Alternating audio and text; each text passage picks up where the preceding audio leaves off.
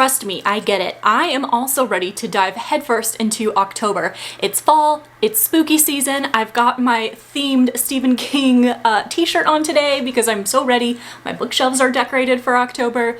But before I can officially move on to October, I need to talk about the books that I read in September because I was really shocked with some of the results from this reading month. So I'm ready to share them with you. Welcome to the booktube channel, Jack in the Bookstack, where I talk about a wide variety of book genres and the bookish lifestyle. In today's video, I am ranking all the books that I read in the month of September 2023. If this is your first time tuning into one of these videos, what I do is I rank these in order from my least favorite to my most favorite. I categorize them in 3 ways: books that I disliked, liked, and loved. There's chapters down below so you can skip around if you'd like. I also link all the vlogs and related book reviews in the description box down below so you can see more about these books. For my September TBR, I had my boyfriend pick 5 books across 5 different genres that I had to read this month, and I only missed one of them. I missed his romance pick, Reckless. He begrudgingly picked this one. He didn't want to pick a romance, but he did. Didn't quite make it, but I love this series, so I will definitely be checking this out in the future. I don't think I mentioned it in that September TBR video, but I was hoping to continue in the Throne of Glass series with Empire of Storms. I did not make it. I'm hoping to knock out this series by the end of the year, but I didn't make it. As far as books that I did read in September, I read, but I'm not going to rank All Roads Lead Here because this was a reread for me. It's one of my favorite contemporary romances. I rate this 5 stars. I love this book, but it's not really fair to put it up against all the other books because I've already read this. I read this for a reading vlog I did where it was annotating a gift for my cousin, so I will link that down below for you. Really, you should check that out. It was so cute, and she's actually reading this right now and she's texting me with some of her reactions to things I wrote in the pages. So I think this was a great gift idea. I hope she thinks so too. Kicking things off with the disliked category. First in this list, which means this is the book that I disliked the most over the course of September, was The Simple Wild. I checked this one out from Kindle Unlimited. I really wanted to read this, especially after reading All Roads Lead Here. I was looking for kind of like a wilderness, a love story, a grumpy sunshine, and this book was that. It was all those things. However, I hated it. I feel like this was really justifying a deadbeat dad because the story is our main character is like this superficial young woman who lives with her mom and stepdad. I think they're in Toronto, and she finds out that her father, who lives in Alaska, is dying of cancer, and so she decides to go to Alaska to meet him for the first time. He was never really interested in being a father. He could never be bothered to talk to her on the phone, come and visit her, or anything like that. So the whole storyline of her feeling obligated to go meet him, I mean, I agree she wants to meet her dad before it's too late. I get it. But when she arrives in Alaska, he has this whole new life with people in his life. And I feel like everyone was just making her feel pressured to act a certain way. And they weren't really accepting of her. Granted, she was very superficial, very into materialistic things. But the love interest here was so shallow. He was shallow because he judged her so bad and he was mean to her, like flying her in a plane and purposely trying to make her sick and nauseous and scared, all because she looked a certain way. And I couldn't forgive him for that. I hold a grudge. So I couldn't get on board with those 2 things. The whole justifying the deadbeat dad and how she had to put her life on pause to, you know, come be there for him, and she was expected to act a certain way, and then also with the love interest just being a superficial, judgmental jerk. Did not like him, wasn't rooting for them. That's why I disliked The Simple Wild. The next book that I disliked in the month of September really pains me to say because my boyfriend actually bought me this book, and when he was picking my TBR, he predicted this would be a 5-star read, my favorite of the month, and it was more like a 2-star read. That is Lessons in Chemistry. And listen, I know this book is very much loved, and I can see why. So the themes in this one really focus on feminism, gender bias in the workplace. It's more of a historical a historical fiction about our main character, Elizabeth Zott, who really wants to be a chemist, but she's held down because women aren't supposed to do anything besides being a secretary, right? And kind of the implications of her, and then when she has this workplace romance, and then when she gets pregnant, and her as a mother. And so ultimately she decides to be on a cooking show, but she has her own spin on it because she doesn't want to dumb things down for housewives. She wants to put a science spin on it. Okay, so that's what it's about. Now, again, those themes I really like, and those are totally right up my alley, so I get why my boyfriend would think that I would enjoy this book. However, I think the writing style was horrible. Okay, not all the way. There was a point of view of a dog named 630 that I loved. That was really charming and cute.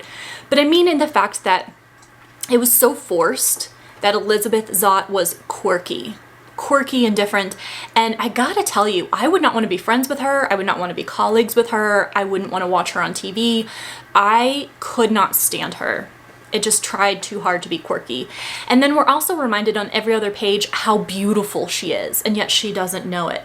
This book just reeked of not like other girls vibes, which I cannot stand in books. Which is interesting because a lot of times Elizabeth Zott is trying to say like, hey, housewives aren't basic, they have goals and dreams and ambitions and hopes too. But it still just really, really did not execute on that. I also thought that majority of the time, Elizabeth Zott seemed to be a victim of circumstances. Things just seemed to happen to her, and it was very rare that she stood up for herself or did anything like that grand with intelligence. It was really some of these supporting characters that pushed things forward and helped improve things for Elizabeth. So I couldn't stand her. Again, I wouldn't want to hang out with her, be friends with her, be colleagues with her. Despite how brilliant she is, I wouldn't want to work with her. So I disliked Lessons in Chemistry. The next book that I disliked in the month of September was Silver Nitrate by Silvia Moreno Garcia, and you don't see it here because I already sold it on Pango. This was a special edition that I got, and so I figured someone else could really enjoy that book because I hear a lot of people are enjoying it.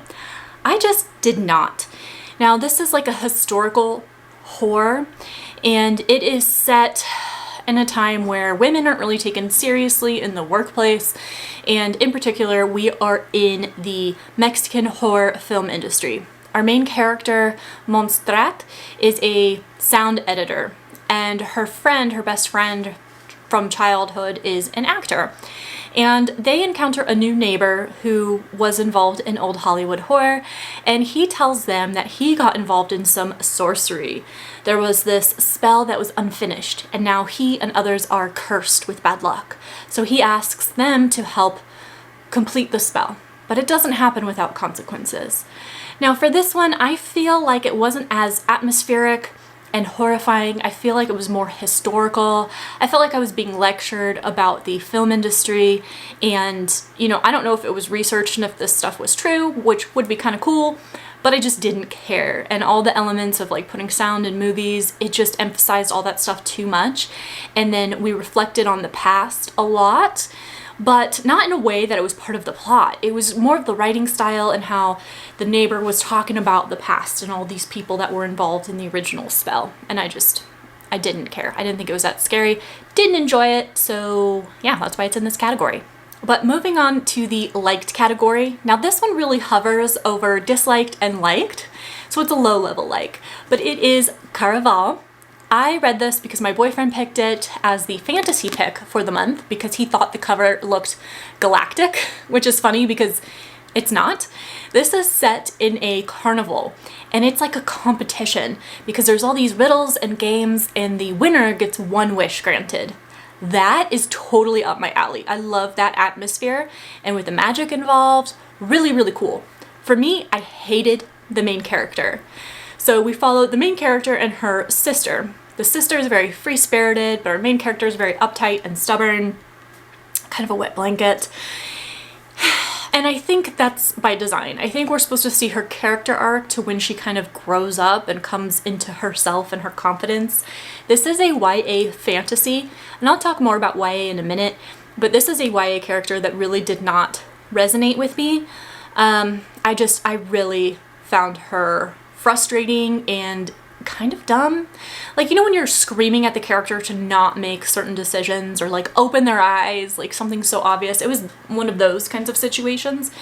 But I really enjoyed the plot and the atmosphere of this one. So that's why I ended up putting it in the liked category. But I don't think I will be continuing in the trilogy. Next up is also a low-level like for me, and that is the Frugal Wizard's Handbook for Surviving Medieval England by Brandon Sanderson. I did a dedicated reading vlog for this one, which I will link down below.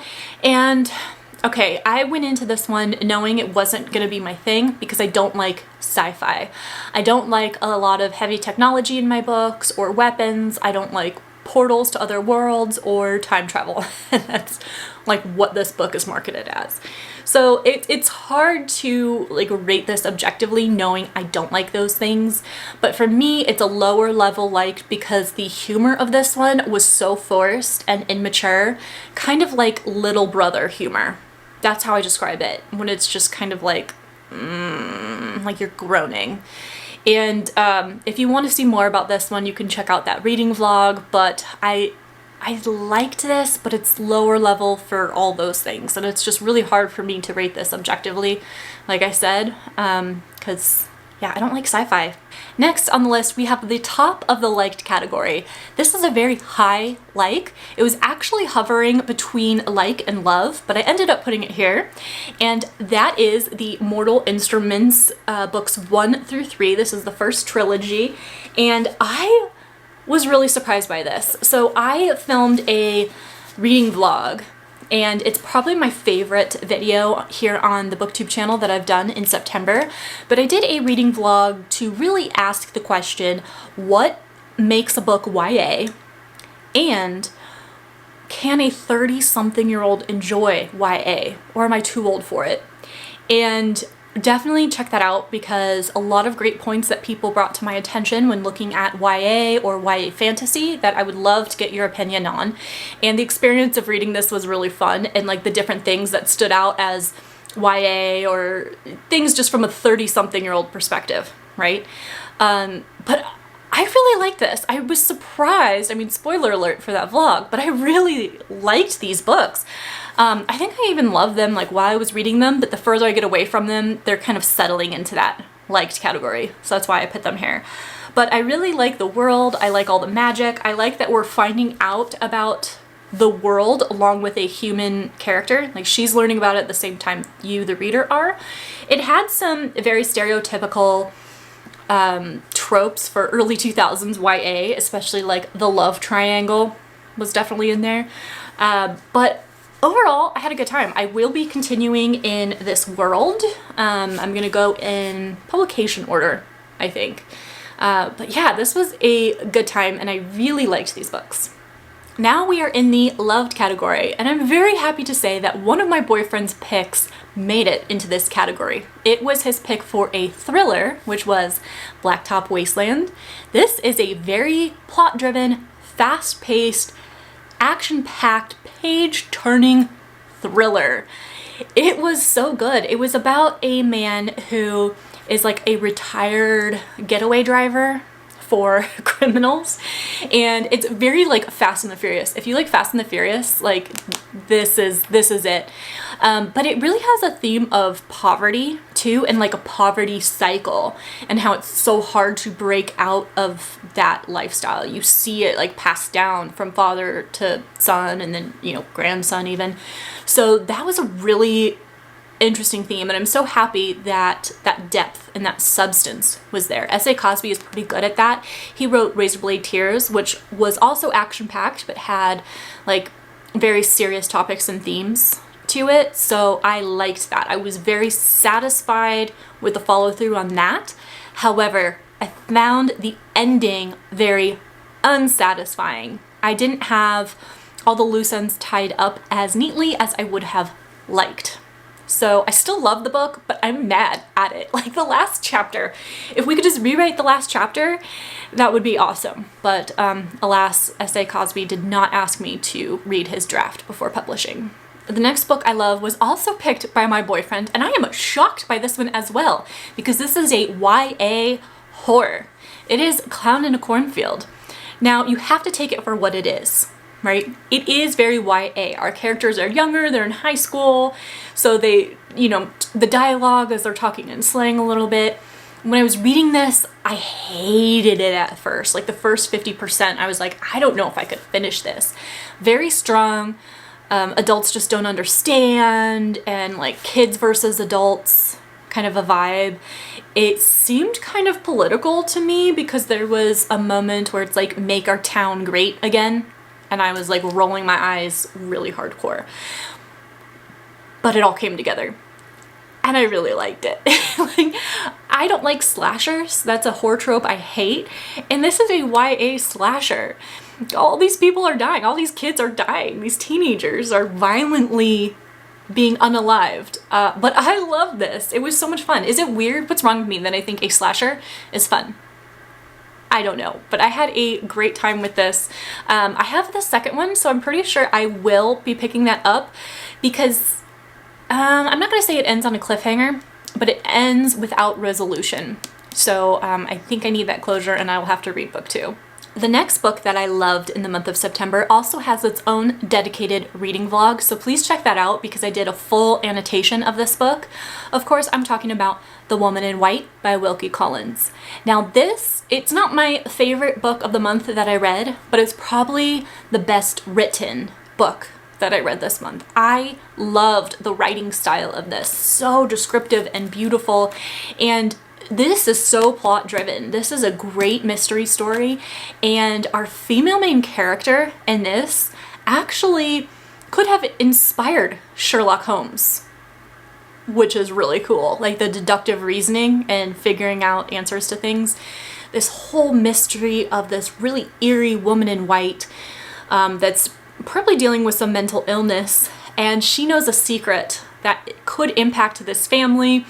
And there's one villain in particular that really doesn't want this secret to get out.